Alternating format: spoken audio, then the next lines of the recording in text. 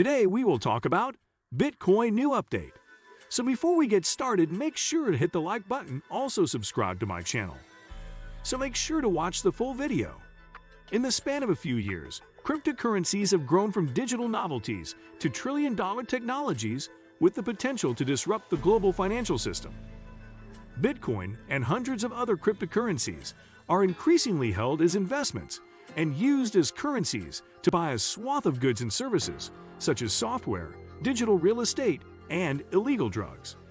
To their proponents, cryptocurrencies are a democratizing force, wresting the power of money creation and control from central banks and Wall Street.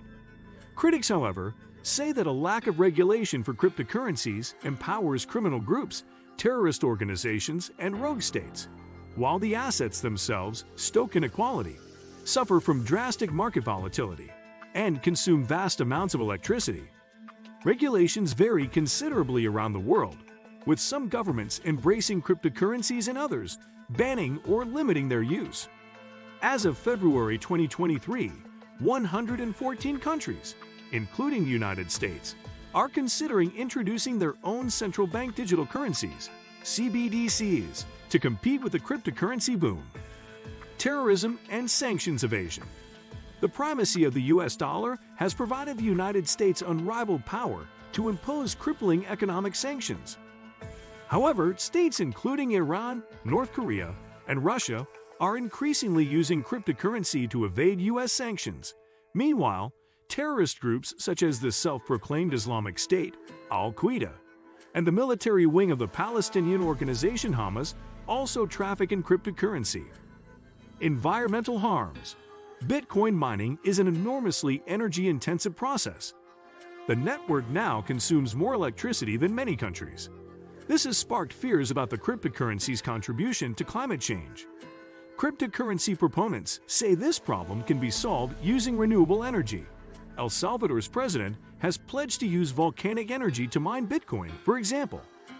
Environmental concerns reportedly prompted Ethereum's move to a proof-of-stake model, which uses less energy.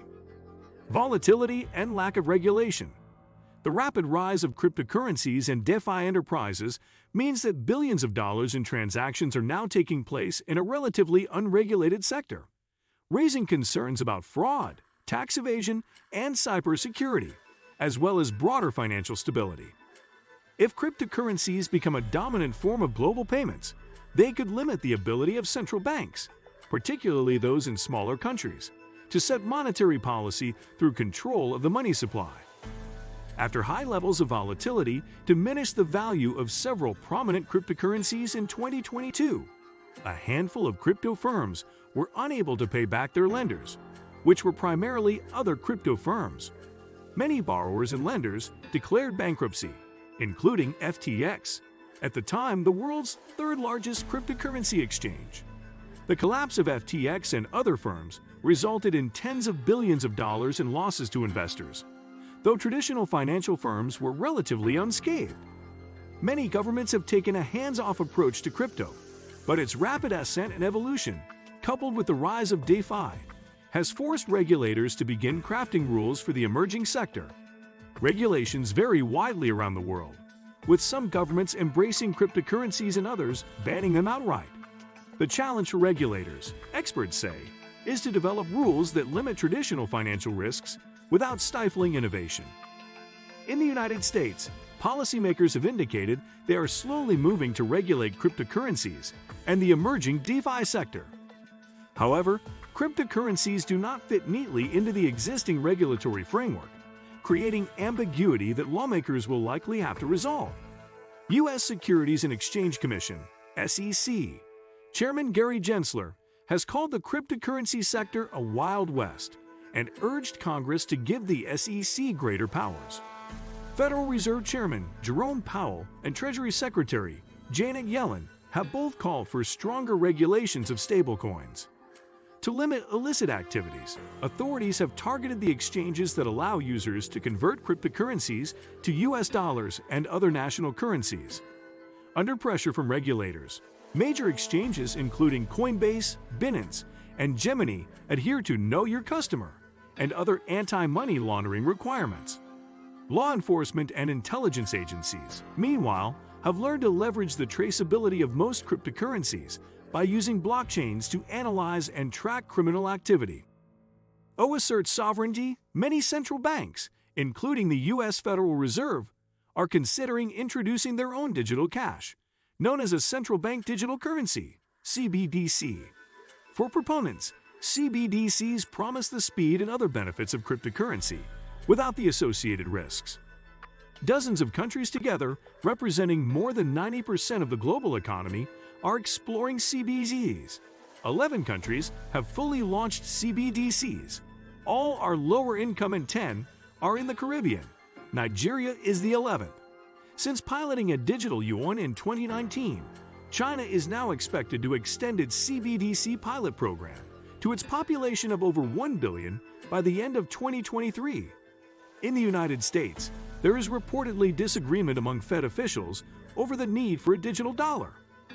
Experts say interest in CBDCs intensified in 2019 when Facebook announced it would create its own digital currency called Ligra, potentially offering a new payment option for its more than 2 billion users. The company has since scaled back the project, renamed Diem. China is another motivating factor. A digital yuan could give Beijing even more control over its economy and citizens, and threaten the US dollar's status as the favored international reserve currency, experts say.